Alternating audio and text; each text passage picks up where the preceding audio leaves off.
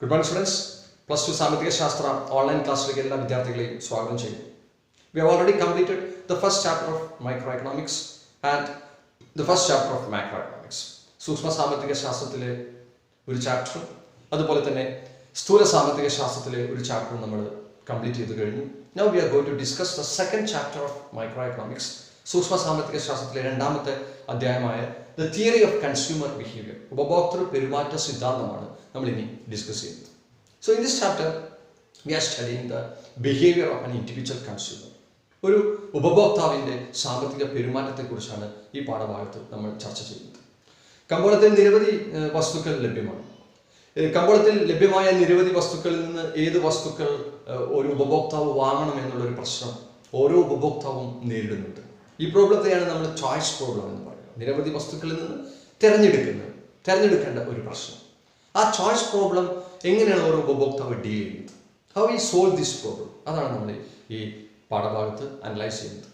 So there are some concepts regarding this. ചില കൺസെപ്റ്റുകൾ ചില ടേംസുകൾ നമ്മൾ ഇതുമായി ബന്ധപ്പെട്ട് അറിഞ്ഞിരിക്കേണ്ടതുണ്ട്. The first such term is what you mean by the consumption bundle. എന്താണ് കൺസംഷൻ ബണ്ടിൽ? ഉപഭോഗ ബണ്ടിൽ എന്താണെന്ന് നമ്മൾ ആദ്യം മനസ്സിലാക്കുവാൻ പോവുകയാണ്. So what do you mean by consumption bundle? ആദ്യം പറഞ്ഞ പോലെ തന്നെ കൺസ്യൂമർ കൺസ്യൂംസ് മെനി ഗുഡ്സ്. ഒരു ഉപഭോക്താവ് നിരവധി വസ്തുക്കൾ വാങ്ങുന്നുണ്ട്. But for simplicity we are assuming that the consumer consumes only 2 goods. ഒരു ഉപഭോക്താവ് 2 വസ്തുക്കൾ മാത്രമേ വാങ്ങുന്നുള്ളൂ. പഠനമൊന്ന് ലളിതവൽക്കരിക്കുന്നതിന് വേണ്ടിയിട്ടാണ് നമ്മളത് ചെയ്യുന്നത്. 2 വസ്തുക്കൾ മാത്രമേ ഉപഭോക്താവ് വാങ്ങുന്നുള്ളൂ എന്ന് നമ്മൾ സങ്കല്പിക്കുക. So we are assuming that consumer consumes only 2 goods. ആ 2 ഗുഡ്സിനെ നമ്മൾ ഇവിടെ റെഫർ ചെയ്യുന്നത് ഗുഡ് 1 ആൻഡ് ഗുഡ് 2 എന്നാണ്. ഈ 2 വസ്തുക്കൾ മാത്രമേ കൺസ്യൂമർ വാങ്ങുന്നുള്ളൂ. ഗുഡ് 1 വസ്തു 1, രണ്ടാമത്തെ വസ്തു. Only 2 goods. And we are giving a variable to the amount of the 2 goods the consumer consume. Consumer ഈ 2 ഗുഡ്സിൻ്റെയും വാങ്ങുന്നതിൻ്റെയും അളവ് നമ്മൾ ഇവിടെ ഡിനോട്ട് ചെയ്യുന്നത് 2 വേരിയബിൾ ഉപയോഗിച്ചിട്ടാണ്. ഗുഡ് 1ൻ്റെ അളവ് നമ്മൾ ഡിനോട്ട് ചെയ്യുന്നത് x1 എന്ന വേരിയബിൾ ഉപയോഗിച്ചിട്ടാണ്. So x1 amount of good 1 എന്നാണ് പറയുക. ഗുഡ് 2ൻ്റെ അളവ് നമ്മൾ ഡിനോട്ട് ചെയ്യുന്നത് x2. അതായത് കൺസ്യൂമർ വാങ്ങുന്ന ഗുഡ് 1ൻ്റെ അളവ് നമ്മൾ ഡിനോട്ട് ചെയ്യുന്നത് x1 എന്നും കൺസ്യൂമർ വാങ്ങുന്ന ഗുഡ് 2ൻ്റെ അളവ് നമ്മൾ ഡിനോട്ട് ചെയ്യുന്നത് x2 എന്ന വേരിയബിളുമാണ്. So this x1 x2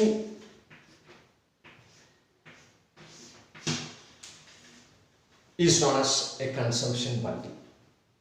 x1 good 1ൻ്റെ അളവ്, x2 ഗുഡ് 2ൻ്റെ അളവ്. ഇതിനെയാണ് നമ്മൾ ഒരു കൺസംഷൻ ബണ്ടിൽ, ഒരു ഉപഭോഗ ബണ്ടിൽ എന്ന് വിളിക്കുന്നത്.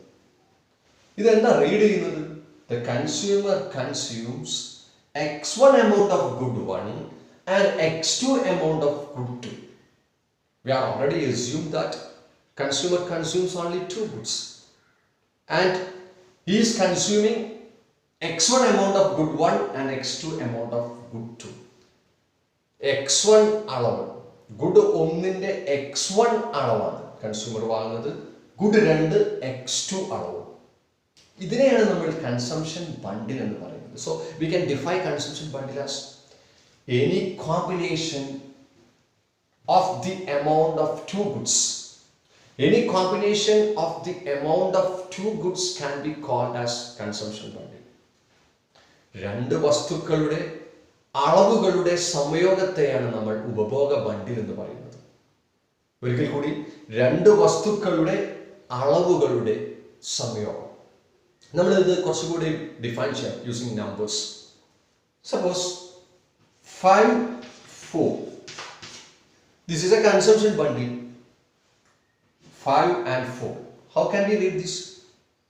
5 units of good 1. Consumer is consuming 5 units of good 1. Consumer good 1ന്റെ 5 യൂണിറ്റ് കൺസ്യൂം ചെയ്യുന്നു, ഉപഭോഗം ചെയ്യുന്നു. ഗുഡ് 2യുടെ 4 യൂണിറ്റ് കൺസ്യൂം ചെയ്യുന്നു, ഉപഭോഗം ചെയ്യുന്നു. So this is combinations of the amount of two goods. 5-4 is a consumption bundle. This is a combination of amount of two goods. So any combination of amount of two goods can be called as consumption bundle. രണ്ട് വസ്തുക്കളുടെ അളവുകളുടെ സംയോഗമാണ്, അതിനെയാണ് നമ്മൾ ഉപഭോഗ ബണ്ടിൽ എന്ന് പറയുന്നത്. So another consumption bundle we can write 4-3. ഇതെങ്ങനെ read ചെയ്യും? 4 units of good 1. Consumer consumes 4 units of good 1 and 3 units of good 2. This is a consumption bundle. And that another consumption bundle 5-6. So consumer consumes 5 units of good 1 and 6 units of good 2.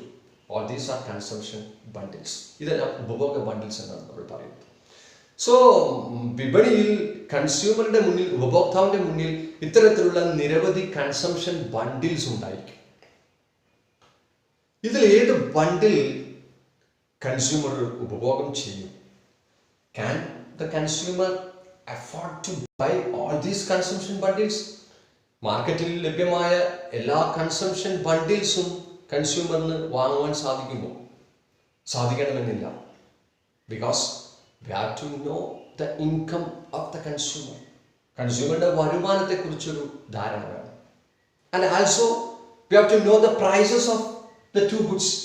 ഈ രണ്ട് വസ്തുക്കളുടെയും വിലയെ കുറിച്ചൊരു ധാരണ വേണം. So consumption ബണ്ടിൽ വാങ്ങുവാൻ പറ്റുമോ ഇല്ലയോ എന്ന് തീരുമാനിക്കുന്നത് കൺസ്യൂമറുടെ വരുമാനവും സാധനങ്ങളുടെ വിലയുമായിരിക്കും.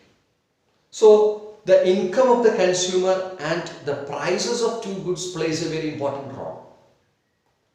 അടുത്ത ക്ലാസ്സിൽ നമ്മൾ കൺസ്യൂമറുടെ വരുമാനവും വിലയും എങ്ങനെയാണ് കൺസംഷൻ ബണ്ടിലിനെ സ്വാധീനിക്കുന്നത് എന്നാണ് ചർച്ച ചെയ്യുന്നത്.